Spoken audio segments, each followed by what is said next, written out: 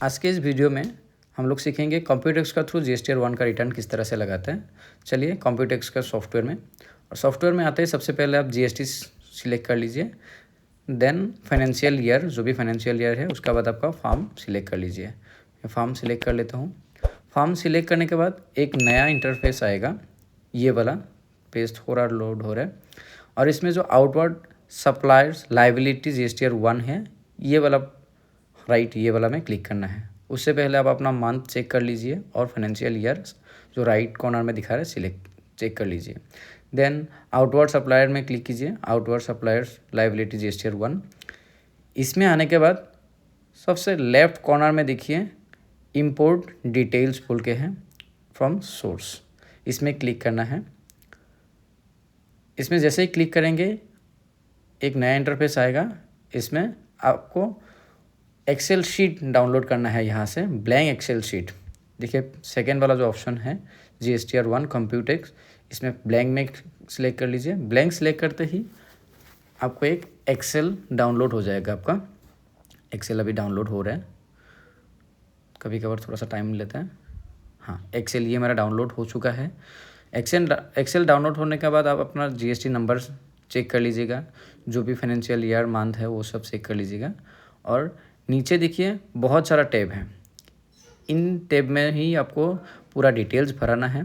सबसे पहले आपको जीएसटीएन वाला जो टैब है उसमें आपका जीएसटी डिटेल्स आ जाएगा, और दूसरा जो है आउटवर्ड सप्लाई, इसमें हर एक कॉलम में अलग अलग डिटेल्स पूछ रहे हैं, तो ये डिटेल्स आपको कॉलम वाइज भराना है। जैसे सबसे पहला कॉलम है supplier name, then GSTN, state code, place of supply, ये सब कुछ आपको एक एक करके भराना है। देन आपका credit note and debit note जो भी है रजिस्टर्ड अनरजिस्टर्ड, वो भी यहाँ भराना है थर्ड वाला कॉलम में, टैब में, सॉरी। यहाँ हर एक डिटेल्स कॉलम वाइज जो भी मतलब डिटेल्स मांग रहे हैं वो आपको देना है पढ़ के। मैं इसका एक डेमो दिखा दूंगा आपको। फिर फोर्थ वाला टैब जो है ये एडवांस, अगर कोई आपने इनवॉइस इशू किया है तो ये मैंडेटरी नहीं है, फोर्थ एंड फिफ्थ मैंडेटरी नहीं है वैसे। तो 6 नंबर कॉलम में आपका इनवॉइस डिटेल्स, जो भी आउटवर्ड सप्लायर्स इनवॉइस है, क्रेडिट नोट है, डेबिट नोट है, ये सब का डिटेल्स मांग रहे हैं। तो आपका अगर इनवॉइस है, outwards debit note, credit note जो भी है, एक एक करके इसमें भराना है। फ्रॉम टू मतलब जो भी स्टार्ट होता है सीरीज से, अगर मान लीजिए कि 1 से स्टार्ट होते हैं 10 तक है, 10 इनवॉइस इशू किया है, और अगर कोई कैंसिल है तो कैंसिल में भराना है, और यहाँ नेट अपने आप कैलकुलेट होकर आ जाएगा। इसी तरह से आपको डेबिट नोट का भी भराना है, क्रेडिट नोट का भी भराना है। इसी तरह से आपको पूरा एक्सेल रेडी कर लेना है। मेरे पास एक एक्सेल ऑलरेडी रेडी है। इस एक्सेल में वैसे तो बहुत सारा डिटेल्स मांगता है, लेकिन आपको वही डिटेल्स भराना है जो मैंडेटरी है। एक्सेल में जो भी रेड मार्क कॉलम है वो मैंडेटरी होता है, वही डिटेल्स आप भरा दीजिएगा। राइट, इस तरह से जो भी देखिए सब कुछ डिटेल्स आपको भराना है। आउटवर्ड सप्लायर्स हो, क्रेडिट नोट हो, डेबिट नोट हो, और टोटल क्वांटिटी भी इसमें भराना है। आप एक्सेल को अगर अच्छा से गो थ्रू करेंगे, पढ़ के देखेंगे, तो सारा चीज़ ईजी है। आप एक एक करके सारा डिटेल्स भरा लीजिए, देन एक्सेल को प्रॉपर्ली सेव कर लीजिए। सेव करने के बाद इसी एक्सेल को कॉम्प्यूटेक्स में अपलोड करना है। मैं अपलोड कैसे करते हैं वो भी आपको दिखा रहा हूँ। चलिए सीधा कॉम्प्यूटेक्स में चलते हैं। ओके, एक्सेल सेव हो चुका है, अभी कॉम्प्यूटेक्स में आ गया है। यहाँ देखिए ब्लैंक फाइल हम लोग डाउनलोड किया था, साइड में जो शूज़ बटन है, यहाँ ब्लैंक फाइल का साइड में शूज़ बोल के है, सॉरी ये नहीं, ये वाला शूज, यहाँ क्लिक करते ही आपको एक्सेल अपलोड करने का जगह आ जाएगा। मैं एक बार बाहर आके फिर से दिखा देता हूँ कैसे आपको एक्सेल अपलोड करना है। फॉर्म सिलेक्ट कर लिया हूँ, सेम पहले जिस तरह से दिखाया था। राइट कॉर्नर में आपका फाइनेंशियल ईयर और मंथ आ रहा है, और पहला वाला जो ऑप्शन है आउटवर्ड सप्लायर, उसमें क्लिक कर लिया। Then import details from other source, ये वाला कॉलम जो पहले हम लोग ट्राई किया था सेम वैसा ही है। इसमें खाली हम लोग ब्लैंक फाइल अपलोड डाउनलोड किया था, लेकिन इस बार हम लोग अपलोड करेंगे।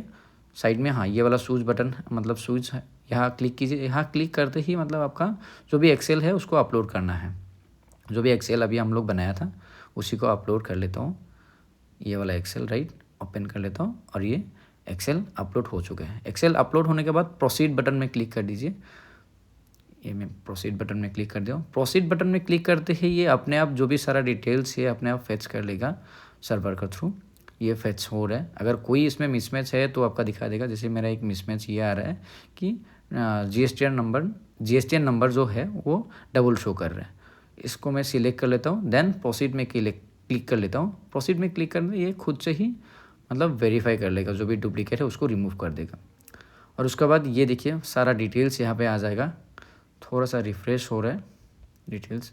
हाँ ये देखिए डिटेल्स पूरा फैच हो गया है और जो भी डिटेल्स मैं भराया था ये प्रॉपरली आ चुका है। आपका एक्सेल का साथ एक बार मिला लीजिएगा, जो भी आपका टैक्सेबल अमाउंट है, IGST, CGST, SGST या फिर debit note, credit note, HSN से लेकर सब कुछ यहाँ आ जाएगा। आप एक बार मैच करा लीजिए। देन यहाँ तक हम लोगों ने जो भी डिटेल्स है वो तो कंप्यूटर्स में अपलोड किया। अभी GST पोर्टल में कैसे अपलोड होगा, ये देखिए सेकेंड वाला जो ऑप्शन है सेव टू GSTN, वहाँ क्लिक कीजिए। Then without O T P में क्लिक कीजिए। विदाउट OTP में क्लिक करने के बाद ये अपने आप रिडायरेक्ट हो रहा है GST पोर्टल में। यहाँ कैप्सा कोड मांग रहा है, कैप्सा कोड दे दीजिए। मैं कैप्सा कोड दे देता हूँ। देन ओके में क्लिक कीजिए। ओके में क्लिक करते ही ये अपने आप जो भी डाटा है सब GST पोर्टल में रिडायरेक्ट मतलब अपलोड हो जाएगा। यहाँ देखिए सक्सेसफुली अपलोड हो चुका है, एक पॉपअप भी आ गया है। इसी तरह से जो भी डाटा है सब कुछ आपका GST पोर्टल में अपलोड हो जाएगा। 5 to 10 मिनट्स के अंदर आप GST पोर्टल में लॉगिन करके देखिएगा, सारा डिटेल्स आपको वहाँ पे शो करेंगे। Thank you.